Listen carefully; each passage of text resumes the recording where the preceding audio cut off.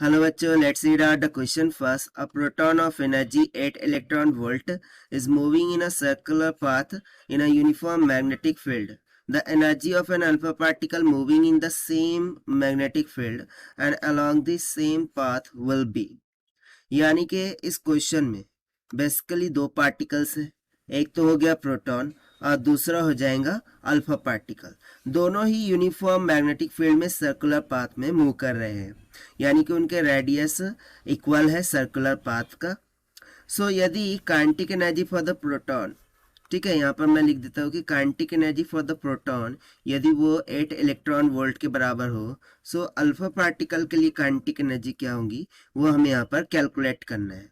तो चलिए स्टार्ट करते हैं हम सोल्यूशन से, but before of its let's talk about the key concept which we are going to use here for this question. So जब कभी कोई चार्ज पार्टिकल मैग्नेटिक फील्ड में परपेंडिकुलरली क्या करता है, यानी कि सर्कुलर पाथ में रोटेट होता है, सो उस टाइम पर उसका रेडियस का फॉर्मूला हो जाता है R is equals to M V by Q B के बराबर, जहाँ पर m mass of the charge particle, v velocity, q charge और b क्या होता है मैग्नेटिक फील्ड। बट यहाँ पर काइनेटिक एनर्जी का कुछ कॉन्सेप्ट दे रखा है। सो काइनेटिक एनर्जी को मैं मान लेता हूँ कि जो कि इक्वल हो जाएंगी 1/2 ऑफ एम वी के स्क्वायर के बराबर। और यहाँ से मैं यदि v का मान निकालूँ, so v will be equals to 2k divided by m हो जाएगा। अब इस वैल्यू को हम यहाँ पर रेडियस के फॉर्मूले में सब्स्टिट्यूट कर देंगे। सो हमें फाइनली रेडियस का formula in terms of kinetic energy कितना निकल के आ जाएगा, 2 टाइम्स ऑफ m इंटू के डिवाइडेड बाय क्या हो जाएगा क्यू बी। सो इस फॉर्मूले का हम यहाँ पर यूज़ करने वाले हैं हमारे सोल्यूशन के लिए। तो चलिए फाइनली हम स्टार्ट करते हैं यहाँ से।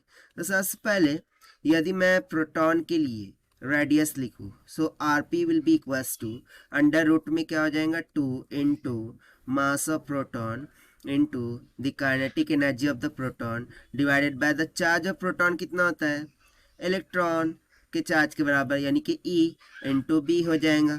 सिमिलरली यदि मैं अल्फा पार्टिकल के लिए रेडियस लिखूँ, so R alpha this will be equals to under root में 2 into mass of alpha particle multiply by the kinetic energy of alpha particle divided by the charge of alpha particle.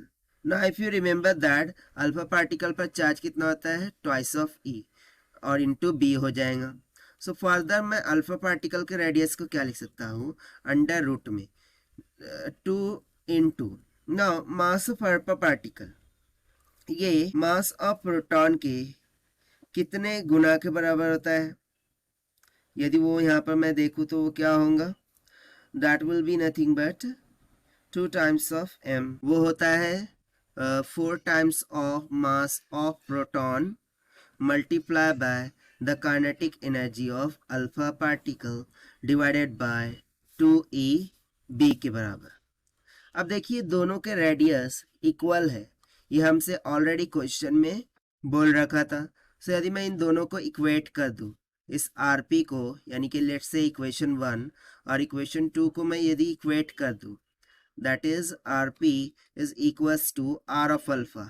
सो हमें क्या मिल जाएगा under root में 2 times of M P into K P divided by E B, this will be equals to, ये 4 बाहर निकल के 2 हो जाएगा। सो ये हो गया 2 अंडर रूट में 2 times of M P into K alpha divided by 2 E B के, ई बी से ई बी कैंसल, 2 से 2 कैंसल, अंडर रूट 2 से under root 2, under root M P से under root M P cancel.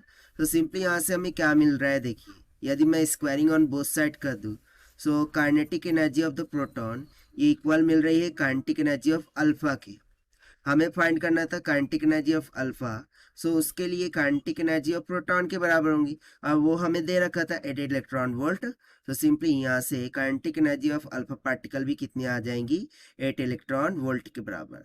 और यही हो जाएगा हमारा आंसर, जो कि हमने सॉल्व किया by using the conceptual formula of orbital radius से, यानी कि सर्कुलर पाथ रेडियस से। Now let us take the option. So option C will become correct.